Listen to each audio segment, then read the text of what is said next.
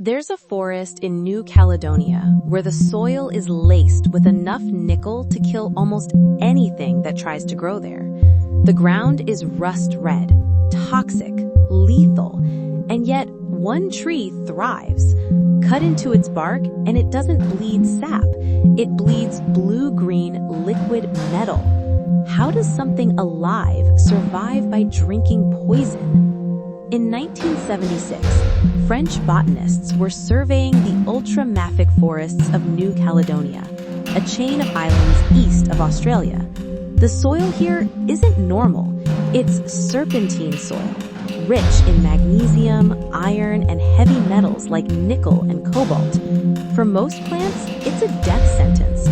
But scattered across these toxic highlands, they found trees, tall, unassuming trees with pale bark and glossy leaves. They took samples. When they analyzed the sap, they froze. The liquid inside the tree was 25% nickel by dry weight. That's higher than the concentration found in some nickel ores we mine from the earth. This tree, Pycnandra acuminata, wasn't avoiding the poison, it was concentrating it. Nickel is toxic to living cells. It disrupts enzymes. It interferes with photosynthesis. In high enough concentrations, it shreds DNA and kills plant tissue from the inside out. A normal plant growing in soil with just 1% nickel content would wither and die within weeks. Pycnandra acuminata grows in soil with up to 3% nickel and doesn't just survive, it absorbs it, moves it into its roots, pumps it up through its trunk, stores it in its leaves and bark. The sap running through this tree contains nickel levels 10,000 times higher than a normal plant. If you tried to water a houseplant with this sap, it would be dead by morning. And yet this tree uses it like blood. It shouldn't be possible. So how does it survive? The answer lies in a molecular strategy called hyperaccumulation. Most plants have systems to block heavy metals from entering their cells. Pycnandra acuminata does the opposite. It has specialized proteins in its root cells that actively pump nickel inward, like a sponge designed to soak up poison. But here's the key. It doesn't let the nickel roam free. The tree produces organic acids, specifically citric acid and malate, that bind to the nickel ions and neutralize them. Think of it like this.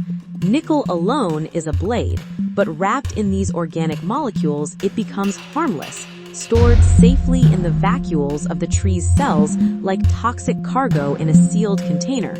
The tree then moves this nickel into its leaves and bark, the parts it can afford to sacrifice. If an insect tries to eat the leaves, it gets a mouthful of metal. It's not just surviving the poison, it's weaponizing it. But there's more. Scientists believe the nickel may also serve another purpose: protection against fungal infections. Nickel is antimicrobial. By saturating its tissues with metal, the tree may be making itself immune to the diseases that kill other plants in the same soil. Evolution didn't just solve one problem, it turned a toxin into a tool. Stick around, the real-world applications of this are just beginning. This isn't just a botanical curiosity, it's a blueprint. Right now, there are over 400 known hyperaccumulator plants on Earth, species that can absorb toxic metals like nickel, zinc, cadmium, and even arsenic from contaminated soil. And scientists are starting to ask, what if we could grow metal? It's called phytomining. Instead of digging into the earth with machines, you plant these trees. They pull the metal from the soil, you harvest the plants, burn them, and extract pure nickel from the ash. 1 hectare of Pycnandra acuminata could produce over 100 kilograms of nickel per year. It's slower than traditional mining, but it works in places where machines can't go, and it cleans the soil in the process. In the Philippines, scientists are already testing this with other hyperaccumulators on abandoned mine sites. And beyond mining, there's another use: bioremediation. Toxic waste sites, industrial spills, land poisoned by decades of pollution. You can't dig it all up, you can't wash it away, but you can plant trees that eat the poison. In China, hyperaccumulator plants are being used to clean cadmium-contaminated rice paddies. In Europe, they're being planted on old smelting sites to pull lead and zinc from the ground. Life doesn't flee from poison, it learns to consume it. If this is blowing your mind, hit subscribe. There are entire ecosystems built on strategies like this. We cover organisms that rewrite the rules of what's possible. Stand in the forest where Pycnandra acuminata grows, and you'd never know the soil beneath you is lethal. The tree looks ordinary, quiet, unremarkable, but slice into its bark and you see the truth.